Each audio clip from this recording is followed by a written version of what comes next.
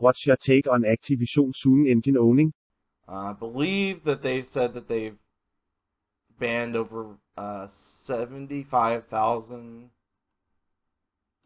players so far, and obviously Ricochet, like the anti-cheat, it's kind of a joke. Well, it's not a joke, but it's not really doing what the player base would really want.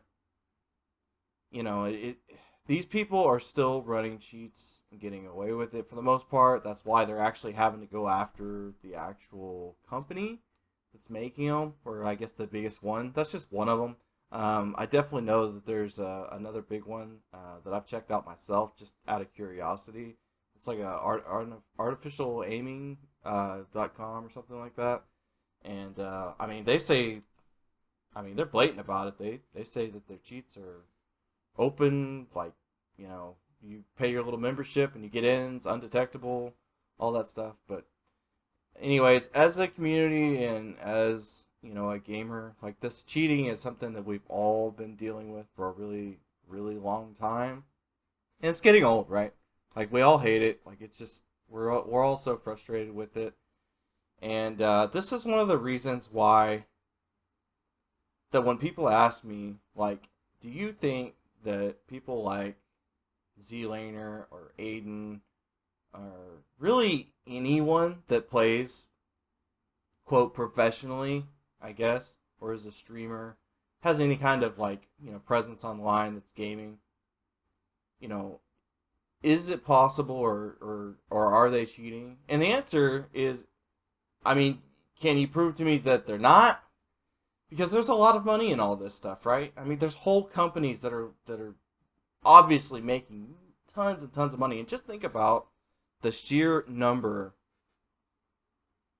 475,000 accounts have been banned. Now, I get it that probably a lot of those are duplicates, and you got people that have been banned, and then they remake another account or two or three accounts, or they make one for their friends and they all get on rage hack and they have a big old laugh, ha ha ha. But I really think that if you just put that in perspective and you think about just how many people that is, just think about the region that you're in whenever you play, whatever server that you get selected on.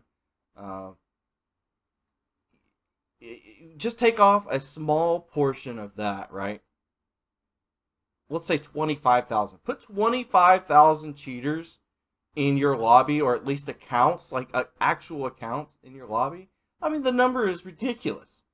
So this whole idea that um, you these big streamers, or even smaller streamers now. I mean, everyone's trying to stream. Everyone's trying to be, the next whatever, right? Get sponsored, get ads, get views, whatever, right? So you don't think that there's just a small possibility that there's a lot more cheating going on than what you realize? Because everything's online. And really only recently is a lot of the actually, you know what? I actually have to fact check this, but I don't think that they're still doing LAN events. I think the Halo event was LAN, I believe, which was not too long ago. And I think it was an actual LAN event. But there was a team that was cheating, doing like the Net Duma router thing where they were region locking, where they were getting the best ping or something like that. I forget which one that was. I think I just watched a snipe down video on it, anyways. But that's just Anyways, getting back to the point here. So the idea that there isn't cheating just literally running wild right now on all of these online games, with all the financial incentives and everything else that's going on with the gaming industry, the fact that you can just literally 3 clicks in and on Google and find some place to cheat, you know.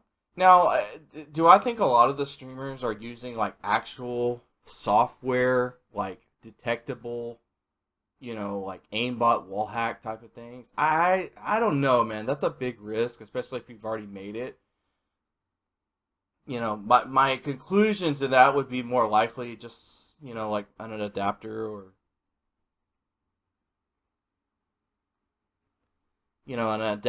something, like that. I mean, there's many of them out there, and I really just honestly don't even want to name any of them just for the fact that I know that there's, someone's going to hear it, and I don't want to name any of the ones that aren't popular because those are especially the ones that no one knows about.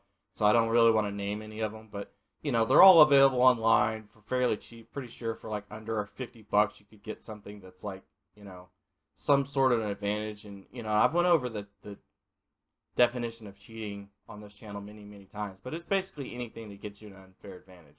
And there's people out there that'll argue that, scuff controllers are an advantage, and, a DPI macro or whatever it is that you're trying to run, it could be. But I guess when it comes to Activision, I guess it's kind of a good thing to see that they are doing something, but I think at the higher level of stuff, like, it's not really gonna matter, because it's just there's too much money, too much incentive.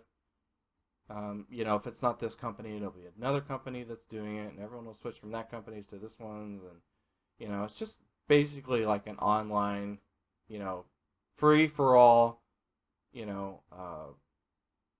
Someone just got banned the other day on Apex, and I really wish I had the name in front of me, but it's some guy that was been a predator since like on Apex here. He's been a predator since like season 6, like top 50. Just now got banned for cheating. Like, what? Like, dude, how do you go that long? It's just like, look, the cheats and the software,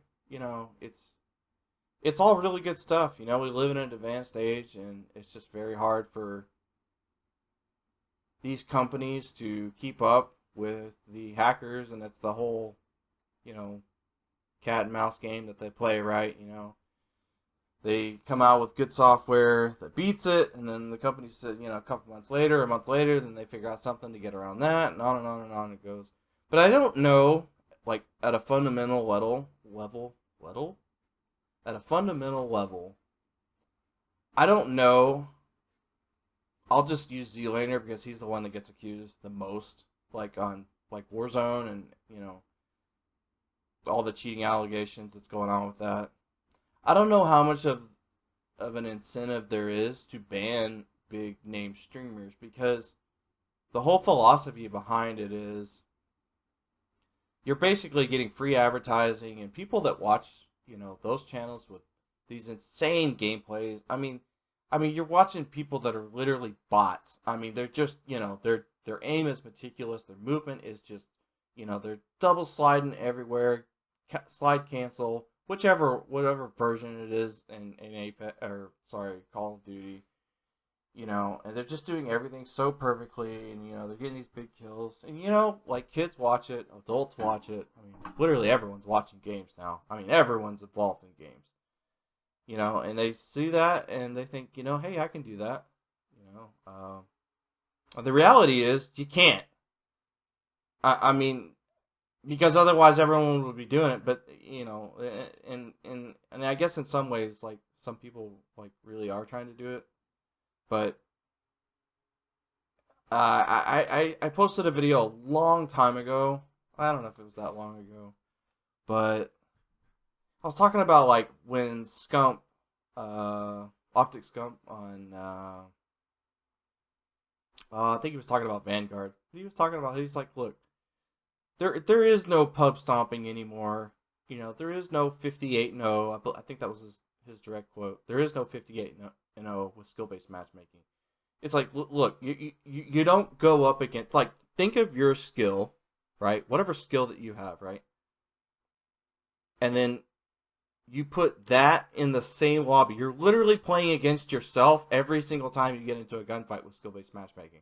And I'd actually argue that it's not even skill-based matchmaking. I might do a different video on this, actually, but it's really more of an engagement algorithm. It's really designed to get you to play longer, and for whatever reason, the psychology says that, the more you lose, the bigger emphasis is, and the better feelings flow through your, your brain, that winning is just so much greater because it was just so much harder to get.